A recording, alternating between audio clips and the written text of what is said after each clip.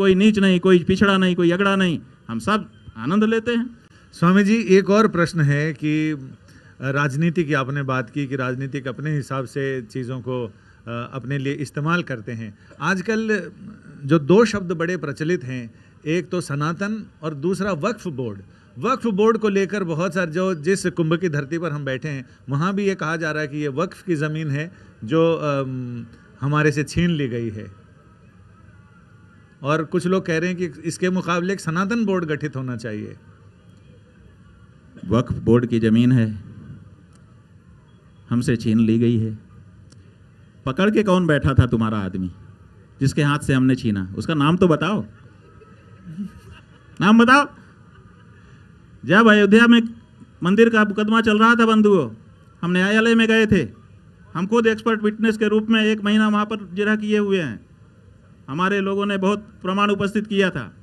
वहाँ पर यही आया, उन्होंने सुन्नी सेंट्रल वक्फ बोर्ड ने कहा कि ये हमारी ज़मीन है।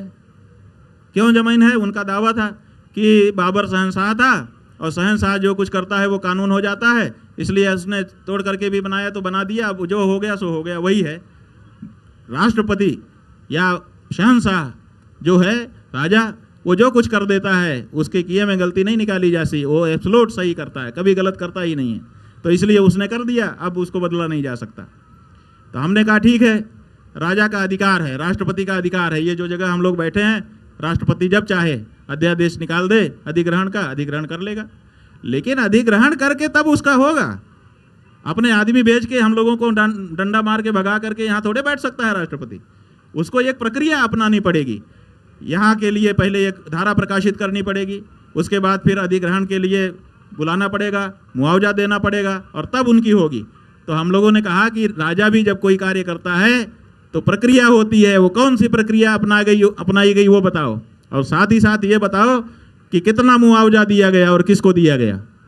अगर मुआवजा दिया हो बाबर ने और उसको हम हिंदुओं ने स्वीकार कर लिया हो तो फिर हमारे हाथ कट गए, फिर हम कुछ नहीं बोल सकते। लेकिन वो नहीं बता पाए, वो नहीं कह पाए, तो इसका मतलब उनकी दृष्टि से बाबर गुंडा था, आके कब्जा कर लिया तो हो गया।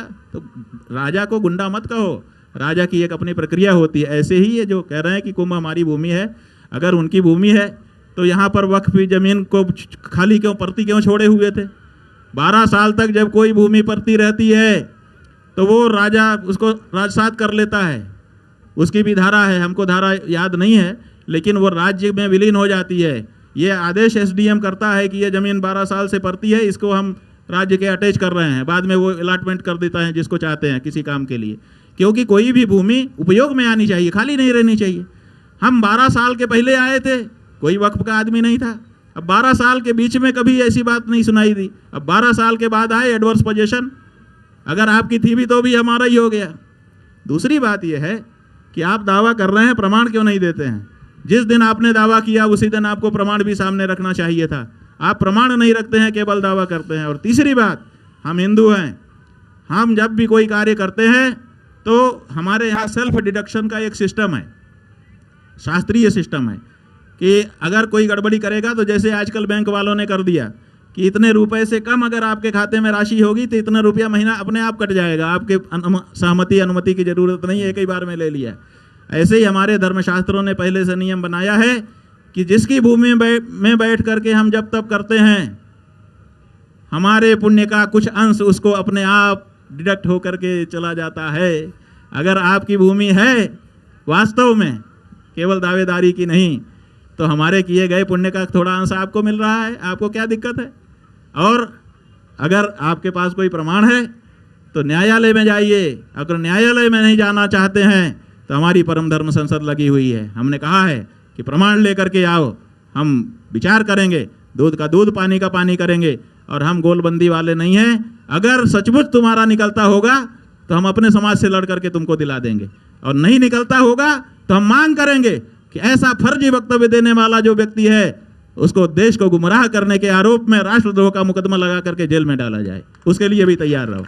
स्वामी जी, और एक वर्ग है जो ये मांग कर रहा है कि एक सनातन बोर्ड भी होना चाहिए इसके मुकाबले। हाँ, होना चाहिए। सनातन धर्म की इतनी संपत्तियां हैं, सब खुर्द बुर्द हो रही हैं, उनको संरक्षित करने के लिए उनका समाज के लिए सदुपयोग करने के लिए कोई एक केंद्रीय व्यवस्था क्यों नहीं होनी चाहिए? होनी चाहिए, लेकिन के साथ हम ये कहना चाहेंगे कि वो सरकारी नहीं होना चाहिए। सरकार उसका गठन ना करे, उसका गठन धर्माचार्य करें और उसका संचालन भी धर्माचार्य करें, तब तो वो सनातन बोर्ड होगा और सनातन का कुछ कल्याण कर पाएगा। और अगर सरकार ने उसका गठन किया तो फिर सरकार की धर्मनिरपेक्ष नीतियाँ उसी तरह से उसमें आ जाएंगी जैसे तिरुपति के प्रसाद में आ गई। वहाँ पर भी तो ट्रस्ट बना हुआ था, सरकारी ट्रस्ट। सरकार जब बदलती है अपने मेंबर ला करके अपनी पसंद के भर देती है, और फिर वो क्या करते हैं क्या नहीं करते हैं, क्योंकि उनकी वो धर्म भावना नहीं होती है जो धर्म भावना धार्मिकों की होती है। क्योंकि धार्मिक धर्म ग्रंथों को पढ़ते हैं और पढ़ करके उसको जीते हैं और तब जा करके व्यवहार करते हैं। आचिनोति ही शास्त्राणि आचार्य स्थापयत्यपि स्वयं आचरते यस्मात् तस्माद् आचार्य उच्यते।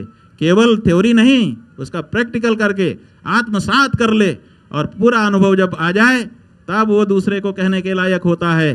तो ऐसे जो हमारे विद्वान हैं, ऐसे जो हमारे महात्मा हैं, उनके द्वारा अगर ऐसी कोई पहल की जाती है तो ऐसे बोर्ड का हम स्वागत करेंगे।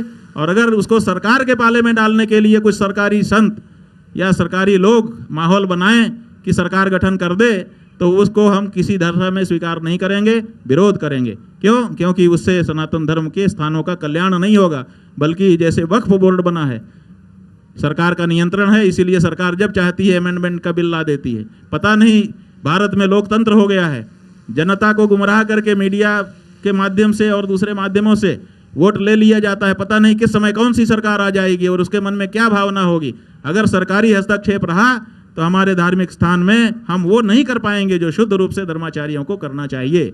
इसलिए हम चाहते हैं कि धर्माचार्य इसकी पहल करें और सनातन धर्म के लिए संरक्षण के लिए जो सनातन धर्म संसद, परम धर्म संसद हमारी चल रही है, एक दिन इसी विषय पर